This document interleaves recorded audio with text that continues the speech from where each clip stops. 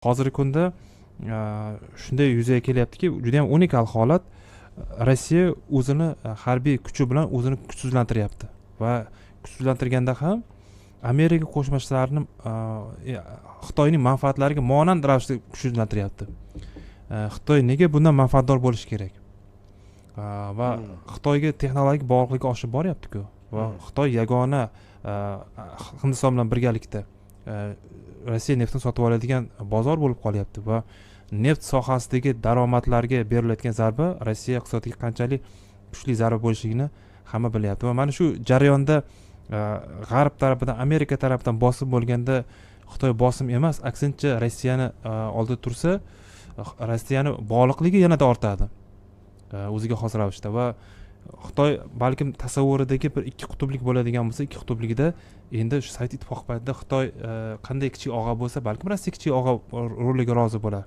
Ya'ni harbiy masalalar, siyosiy masalalarda Rossiyani o'ziga xos ravishda to'qmoq sifatida foydalanib turib, iqtisodiy masalalarda o'zi xuddi avvalgi suhbatlarimizda aytganimizdek, ya'ni Rossiyaning ko'proq proksi kuch sifatida foydalanib, xalqaro maydonda o'zining manfaatlariga erishar. Shuning uchun bu yerda ko'proq Amerika Qo'shma Shtatlarini xohlayotgan bir narrativda bu. Xitoy ko'ndi, Xitoy bilan birgalikda ishlaymiz. Xitoy birgalikda ishlashligi uchun Amerika nimadir taqdim qilish kerak.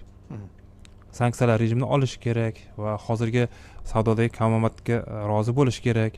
Va iqtisodchi mutaxassislar bilan suhbatlashsangiz aytadiki, bu savdodagi kamomat bu asosiy bir masala emas aslida.